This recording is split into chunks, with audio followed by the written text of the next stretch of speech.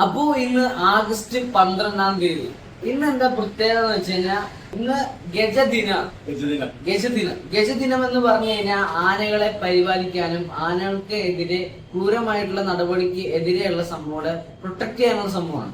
പ്രധാനമായിട്ടും ആനകളെ സംരക്ഷിക്കുന്ന ദിവസമാണ് ഇന്നെന്ന് പറയുന്നത്. അത് മാത്രല്ല, പത്തനംതിട്ട ജില്ലയായിട്ടുള്ള കോന്നി എന്ന സ്ഥലം എല്ലാവർക്കും അറിയാം. അവിടെയാണ് ഈ ആനകളുടെ കേന്ദ്രം എന്ന് പറയാം. നമുക്ക് അവിടെ അത്യാവശ്യം ആനകളെയൊക്കെ പരിപാലിക്കുന്ന സ്ഥലം കൂടിയാണ്. അവിടെ ഇത് പ്രത്യേക രീതിയിൽ ആഘോഷിക്കും കൂടിയുണ്ട്. അവിടെ നിന്ന് പ്രത്യേക ട്രീറ്റ്മെന്റും കാര്യങ്ങളൊക്കെ ചെയ്യേണ്ട അവർക്ക് ആനകൾക്ക് വേണ്ടിയിട്ട്. അങ്ങനെ ഇന്ന് ആനകൾക്ക് വേണ്ടി കോന്നി എന്ന സ്ഥലത്ത് നല്ല പരിപാടിയാണ് പത്തനംതിട്ട ജില്ലയില്. അതുപോലെ ഇന്ന് അറിയാലോ, കേരളത്തിൽ എവിടെയൊക്കെ ആനകളുണ്ടോ അവരെയൊക്കെ നമ്മൾ ഓർക്കും പെട്ടെന്ന്. ഇന്ന് ഗജദിനം ആയതുകൊണ്ട് തന്നെ നമ്മുടെ പത്രങ്ങളിലായാലും മാധ്യമങ്ങളിലായാലും എല്ലായിടത്തും ഒന്ന് ആനകളെ കുറിച്ചാണ് ചർച്ച എന്ന് പറയുന്നത്. അതായത് നമ്മൾക്ക് ഓരോന്നുള്ളൂ. അതായത് മാതൃദിനം അങ്ങനെയൊക്കെ ഉള്ള പോലെ തന്നെ ഇന്ന് ഗജദിനം അപ്പൊ നമുക്ക് എന്താ വെച്ചാല് ഗജദിനത്തെ കുറിച്ച് നമുക്ക് ഏറ്റവും കൂടുതൽ പെട്ടെന്ന് ഓർമ്മ വരുന്നത് നമ്മുടെ ഗുരുവായൂർ അമ്പലത്തിലെ മറ്റെന്താ പറയാ കേശവൻ എന്ന ആനയും അതുപോലെ തന്നെ പത്മനാഭൻ എന്ന നമുക്ക് ഓർമ്മ നമുക്ക് ഓർമ്മ വരുന്നത്. വി ആർ ഗുരുവായൂരിന്റെ പുതിയൊരു വീഡിയോയിലേക്ക് എല്ലാവർക്കും സ്വാഗതം. അതുപോലെ തന്നെ നമുക്ക് എല്ലാവർക്കും ഒരു അച്ഛൻ പറഞ്ഞ പോലെ തന്നെ ഗുരുവായൂർ പത്മനാഭൻ എന്ന ആന, വലിയ പത്മനാഭൻ, 100 വർഷം പഴക്കമുള്ള ഒരു ആന. എന്ന് വെച്ചാൽ ചരിത്രം വെച്ച് നോക്കുകയാണെങ്കിൽ 100 വർഷം പഴക്കം മുൻപ് ഒരു ആന ഉണ്ടായിരുന്നു, ഗുരുവായൂർ പത്മനാഭൻ, വലിയ പത്മനാഭൻ. ആ ആനയുടെ തലപ്പൊക്കം കൊണ്ടും സ്വഭാവ ഗുണം കൊണ്ടും തന്നെ ആ അമ്പലപ്പുഴ അവിടുത്തെ രാജാവ് ആനയ്ക്ക് പട്ടം കൊടുത്തിട്ടുണ്ട്. ആ ബഹുമാനാർത്ഥം അത് ഇന്നും നമ്മുടെ ഗുരുവായൂരിലുണ്ട്. അതെ അതെ. അപ്പൊ അത്രയും അതൊക്കെ എന്താ വെച്ചിട്ടുണ്ടെങ്കിൽ അതൊക്കെ വലിയൊരു സംഭവങ്ങളാണ്. ഇപ്പോഴൊന്നും അല്ല, 100 വർഷം മുൻപായിരുന്നു. അതെ, 100 വർഷങ്ങൾക്ക് മുമ്പ്. അപ്പൊ അതെന്താ വെച്ചിട്ടുണ്ടെങ്കിൽ അത് സ്വഭാവ ഗുണം കൊണ്ടും തലപ്പൊക്കം കൊണ്ടും അത് അത്രയും ക്യാമനായിരുന്നു എന്നാ പറയുന്നത്. ഗുരുവായൂർ അമ്പലത്തിലെ തങ്കത്തിടം ഏറ്റാൻ ഭാഗ്യമുണ്ടായിരുന്ന ഒരു ആനയാണ് ഗുരുവായൂർ ഗജരത്നം പത്മനാഭൻ എന്ന ആന.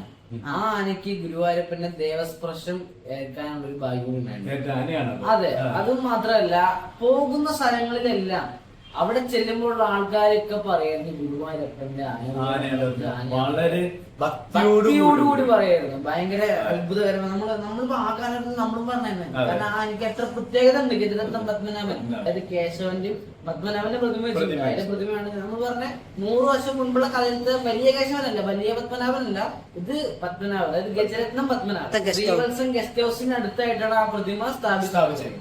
അപ്പൊ ആ ആനേനെ അമ്പലത്തിലേക്ക് മറ്റുള്ള അമ്പലങ്ങളിലേക്ക് ചെല്ലുമ്പോ ആൾക്കാർ ഭക്തിയോട് തൊഴുമായിരുന്നു.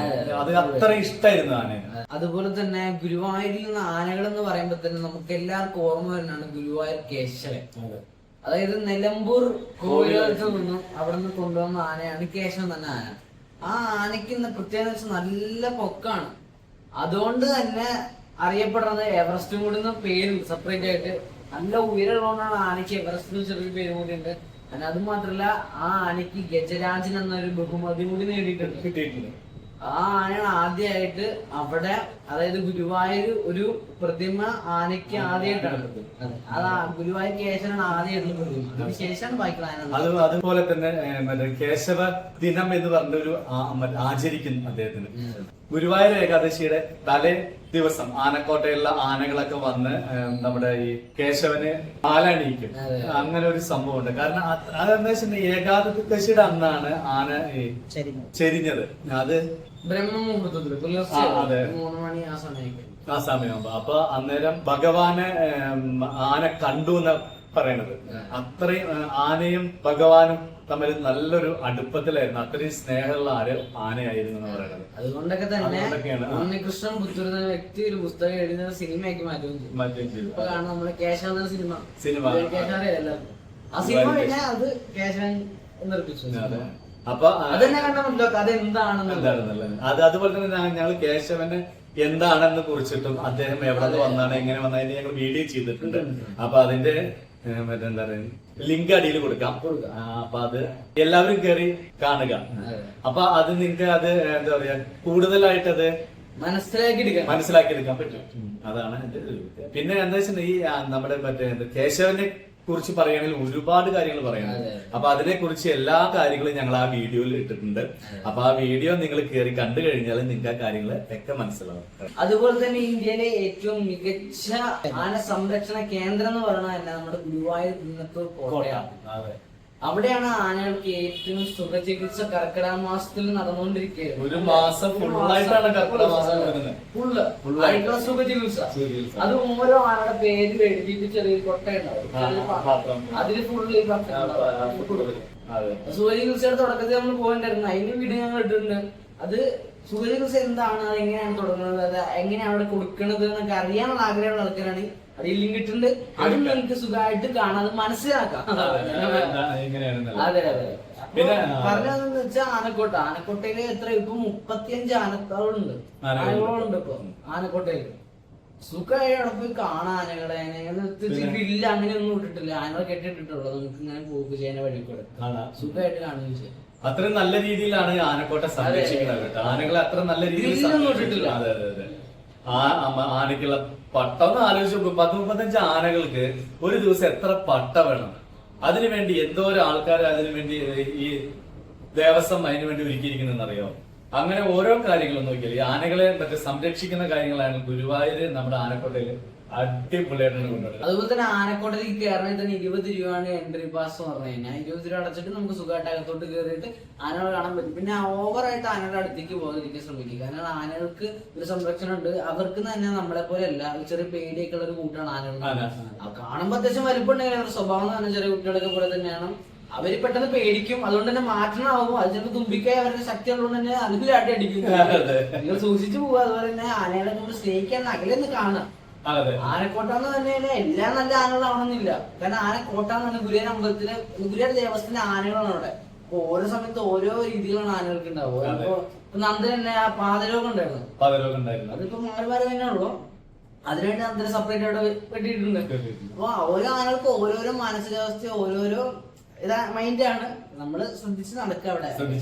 അത് നമ്മൾ പാലിക്കേണ്ട സംഭവമാണ്. അത് ആനയായിട്ടൊരു ബന്ധമില്ല. നമ്മള് കൂടുതൽ ആനയുടെ അടുത്തേക്ക് പോകാതിരിക്കുക. നമ്മൾ അകലെ നിന്നുകൊണ്ട് നമ്മള് ആനകളെ കാണുക. ചിലവർക്കൊക്കെ ഈ വീഡിയോ പിടിക്കാൻ വേണ്ടി സെപ്പറേറ്റ് പാസ് ഉണ്ട്. അടുത്തിട്ട് ആനകളെ പ്രകോപിപ്പിക്കുന്ന കാണിച്ചിട്ട് അപ്പൊ ആന അങ്ങനെ കുലുങ്ങോ ഓവറായിട്ട് കാണിക്കുന്നു. അങ്ങനെ ചെയ്യാതിരിക്കുക. അങ്ങനെയൊക്കെ ചെയ്യാതിരിക്കും. വീഡിയോ ആനകളെ കൂടുതൽ കാണുക, സന്തോഷിക്കുക. അതിനെ കാണാനാണല്ലോ പോണത്, വേറെ ഒന്നുമല്ലല്ലോ. ആസ്വദിക്കുക. അപ്പൊ അങ്ങനെ ഒരു സംഭവം നമ്മുടെ ദേവസ്വം ചെയ്തു കൊടുത്തിട്ടുണ്ടല്ലോ. അതന്നെ വലിയൊരു കാര്യമില്ല. എല്ലാവർക്കും 20 രൂപ ടിക്കറ്റ് എടുത്ത് കയറി കാണാൻ പറ്റുന്ന സുഖല്ലേ. നമ്മുടെ വടക്കുന്നാഥന്റെ ആനയോട്ടുണ്ടായിരുന്നു. അത്യാവശ്യം ആനകളെ നിരത്തി നിർത്തിയിട്ടായിരുന്നു ആനയോട്ടുണ്ടായിരുന്നു. അന്ന് മഴ കാരണം കുഴപ്പമുണ്ടെങ്കിലും നമുക്ക് സുഖമായിട്ട് കാണാനായിട്ട് സാധിച്ചു. ആ മഴ ഒരു പ്രത്യേക അറ്റ്മോസ്ഫിയർ ആണ്. അതെ അതെ, മഴയൊന്നും വിഷയമല്ല. കോട്ടയൊന്നും ഒഴിച്ചിട്ട് പോലുമില്ല. അങ്ങനെ അത് ഓരോരോ അമ്പലങ്ങൾ ഇപ്പോഴും നടക്കുന്നുണ്ട്. ഇപ്പോഴിപ്പോ കഴിഞ്ഞ ആഴ്ച നടക്കുന്നുണ്ടായിരുന്നു. അങ്ങനെ ഓരോരോ അമ്പലങ്ങൾ നടക്കുന്നുണ്ട്. അത് ഓരോ സമയമാണ്, എല്ലാ ദിവസവും അല്ല. എന്നുവെച്ചാൽ ഇപ്പൊ ഈ കർക്കിടക മാസത്തില് ഈ ഒരു ദിവസം മാത്രം ജില്ലകളിൽ എല്ലാ അമ്പലങ്ങളും പല ദിവസങ്ങളായിട്ടാണ് ചെയ്യുന്നത്. അങ്ങനെ ആനയെ ഊട്ടെന്ന് പറയുമ്പോ ആനയ്ക്ക് കർക്കിടക മാസത്തിൽ പ്രത്യേകിച്ച് ആനകൾ ശ്രദ്ധിക്കണം. നമ്മൾ മനുഷ്യർക്ക് എല്ലാവർക്കും ശ്രദ്ധിക്കണം ആരോഗ്യകരമായിട്ട്. അപ്പൊ ആനകൾക്ക് ആനകൾക്ക് നല്ലൊരു പരിപാടി കൂടിയാണ്. അപ്പൊ ആ ആനകളെ സംരക്ഷിക്കാൻ വേണ്ടി എന്തെല്ലാം കാര്യങ്ങൾ ചെയ്യുന്നുണ്ട്. അതാണ് ഏറ്റവും മെയിനായിട്ട് നമ്മള് നോക്കേണ്ടത്, ശ്രദ്ധിക്കേണ്ടത്. പിന്നെ അതുപോലെ തന്നെ ഞങ്ങള് മറ്റേ വടക്കുന്നാഥിലെ ആനയോട്ടിന്റെ വീഡിയോ ഞങ്ങൾ ഇട്ടിട്ടുണ്ട്. അതിന്റെ ലിങ്ക് കൊടുക്കാം. എല്ലാവർക്കും മറ്റേ കയറി കാണുക. അപ്പൊ അറിയാൻ പറ്റും അത് എത്ര ആനകൾ ഉണ്ടായിരുന്നു, ആനകൾ എന്താ അന്നത്തെ മഴ എങ്ങനെ ഉണ്ടായിരുന്നു. ആ മഴ എന്നൊരു വിഷയമല്ലായിരുന്നു അന്ന്. എല്ലാവരും നല്ല ആസ്വദിച്ച്, അതായത് ഹാപ്പി ആയിട്ടാണ് ആനകളെ മറ്റേ ആനയോട്ട് കണ്ടത്. അത്ര രസകരമായിരുന്നു സംഭവം. അതുപോലെ തന്നെ ഒരു സമയത്ത് ആ ഗുരുവായൂർ ആനകൾ ഉണ്ടായിരുന്നില്ല. അതെ, ഒരു സമയത്ത് ഒരു ആന ഓടി വന്നു എന്നാണ് പറയണത് അമ്പലത്തിലേക്ക്. അല്ല, അങ്ങനെ പറയണത്. അതുകൊണ്ട് തന്നെ എല്ലാ വർഷവും ഇപ്പൊ ആനയോട്ടം നടക്കുന്നുണ്ട് ഗുരുവായൂര് ഇല്ലേ. അതിൽ ജയിച്ച ആനയാണ് തടംപേറ്റുന്നത്. അതിനുശേഷമാണ് നമ്മുടെ. അതുപോലെ തന്നെ ഒരു സമയത്ത് ആ ഗുരുവായൂർ ആനകൾ ഉണ്ടായിരുന്നില്ല. ഒരു സമയത്ത് ഒരു ആന ഓടി വന്നു എന്നാണ് പറയണത് അമ്പലത്തിലേക്ക്. അല്ല, അങ്ങനെ പറയണത്. അതുകൊണ്ട് തന്നെ എല്ലാ വർഷവും ഇപ്പൊ ആനയോട്ടം നടക്കുന്നുണ്ട് ഗുരുവായൂര് ഇല്ലേ. അതിൽ ജയിച്ച ആനയാണ് തടംപേറ്റുന്നത്. അങ്ങനെ ഒരു പരിപാടി അതിനുശേഷമാണ് നമ്മുടെ ഗുരുവായൂർ അമ്പലത്തിലെ ഉത്സവം സ്റ്റാർട്ട് ആവുന്നത്. അതായത് ആനയോട്ടം കഴിഞ്ഞിട്ടാണ് ഉത്സവം സ്റ്റാർട്ട് ആവുന്നത്. അത് നല്ല രസമാണ് ആനയോട്ടം കാണുന്നത്. മാക്സിമം 5 or 6 അല്ലേ? 4 ആനകളാണ് ഓടുന്നത്. മൊത്തം ഒരു 6 ആനകളെ കൊടുക്കുന്നത്. 5 ആനയുണ്ടാവും. അത് ആരാണ് ആദ്യം ഓടുന്നത്? ആദ്യം ഓടിയെത്തുന്ന ആനയാണ്. അതെ, ഭാഗ്യം കൂടിയാണ്. പിന്നെ ആ ഓടിയെത്തുന്ന ആന ഒരു കൊല്ലം ഭഗവാന്റെ തിടം പറ്റാൻ വേണ്ടി ഉള്ളിലുണ്ടാവും. പ്രത്യേക ട്രീറ്റ്മെന്റ്, പ്രത്യേക പരിഗണനയാണ് മെയിൻ ആളാണ്. ഇതൊക്കെയാണ് ഗജദിനത്തോടനുബന്ധിച്ച് ആനകളെ കുറിച്ചുള്ള രസകരമായിട്ടുള്ള കാര്യങ്ങൾ എന്ന് പറഞ്ഞു കഴിഞ്ഞാൽ. അതുപോലെ തന്നെ കേരളത്തിൽ എന്ന് പറഞ്ഞാൽ ഇഷ്ടം പോലെ ആനകളുണ്ട്. ഓരോ ജില്ലയാണെങ്കിലും എല്ലാ സ്ഥലങ്ങളിലും ഓരോരോ ആനകളുണ്ട്. ഗുരുവായൂർ കേശവൻ, പാമ്പാടി രാജൻ, അതുപോലെ തന്നെ ഓരോരോ ആനകൾ. ആനപ്രേമികൾക്ക് അറിയാം ആനകളുടെ പേരൊക്കെ. നമ്മൾ പ്രത്യേകിച്ച് പറയേണ്ട ആവശ്യം. ആനപ്രേമികൾ ഇഷ്ടം പോലെ ഉണ്ട്. ആനലോകം അങ്ങനെ. അതുപോലെ ബാബുടി സിംഗിനെ ചിറക്കൽ കാളിദാസൻ. ഇന്ത്യൻ ഫിലിം ഇൻഡസ്ട്രിയില് ഏതൊക്കെ സംസ്ഥാനത്ത് ആന കൊണ്ടുവരാം, പക്ഷെ എന്തുകൊണ്ട് കേരളത്തില് നമ്മുടെ ചിറക്കൽ കാളിദാസനെ കൊണ്ടുവന്നു? അത് നിങ്ങൾ ആലോചിക്കണം. അതാണ് നമ്മുടെ കേരളത്തിലെ ആനയുടെ പ്രത്യേകത എന്ന് പറയുന്നത്. വേറെ എവിടെയൊക്കെ ആനകളുണ്ടെങ്കിലും ഇവിടെ തന്നെ വിളിക്കാന്നുകൊണ്ട്. കാരണം ആനയുടെ സ്വഭാവവും അതിന്റെ രീതികളും അത്ര ഇണങ്ങും. എന്ന് വെച്ചാൽ പാവം കൂടിയാണ് ആന. അതാണ് നമ്മുടെ കേരളത്തിന് അഭിമാനം. ആനക്ക് ഭയങ്കര പേടിയാണ്. ആനക്ക് നമ്മളെന്തെങ്കിലും അതിനെ ഉപദ്രവിക്കുന്ന പേടിയാണ്. അത് എല്ലാത്തിനും അതെ. പാമ്പിന്റെ കാര്യത്തിലും അതെ. നമ്മള് പാമ്പ് വെറുതെ അത് കൊത്തില്ല, അതിനെ ഉപദ്രവിക്കാതെ പേടിച്ചിട്ടാണ് അതിന് വിഷം തന്നെ സാധനം കൊടുത്തിട്ടുള്ളത്. മുള്ളം വന്ന് അതെ എല്ലാ മൃഗങ്ങൾക്കും അതെ. നമ്മൾ മനുഷ്യർക്ക് തന്നെ നമ്മളാരും ഉപയോഗിച്ച് നമ്മൾ തിരിച്ചടിക്കില്ല. അത് തന്നെ. പക്ഷെ അത് അവര് വലിപ്പം കൊണ്ട് നമ്മൾ പേടിക്കണമെന്നുള്ള വലിപ്പം നല്ല വലിപ്പം. എന്നുവെച്ചാൽ കരയിലെ ഏറ്റവും വലിയ ജീവിയാണ് ആന എന്ന് പറഞ്ഞു കഴിഞ്ഞാൽ അല്ലേ? അതെ, തീർച്ചയായിട്ടും. അതുപോലെ തന്നെയാണ് ഈ പുതുപ്പള്ളി കേശവൻ. പുതുപ്പള്ളി കേശവൻ സാധു. ഭയങ്കര അത്രയും ആരാധനയുള്ള ആനകളാണ് ഇതൊക്കെ. നല്ല പേര് കേട്ട എന്നും പരിപാടിയല്ല അമ്പലങ്ങളിലും. വല്ലാണ്ട് ബ്രഹ്മത്തൻ പറയുകയാണെങ്കിൽ നമ്മൾ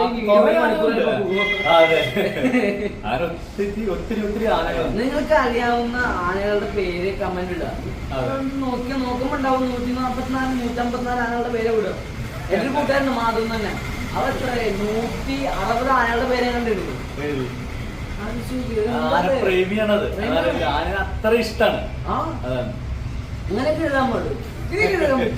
അപ്പൊ എന്തായാലും ഇനിയും കുറെ വിശേഷങ്ങളായിട്ട് ഞങ്ങൾ അറിഞ്ഞാവും. ഇനി കുറച്ച് ആനകളും അതുപോലെ തന്നെ അല്ലാത്ത സംഭവങ്ങളും കുറെ കാര്യങ്ങളൊക്കെ ആയിട്ട് ഞങ്ങൾ വരുന്നതായിരിക്കും. ഓണത്തിന് മുൻപായിട്ട് തൃപ്പൂണിത്തുറ അത്തച്ചാമ സംഭവം വരുന്നുണ്ട്.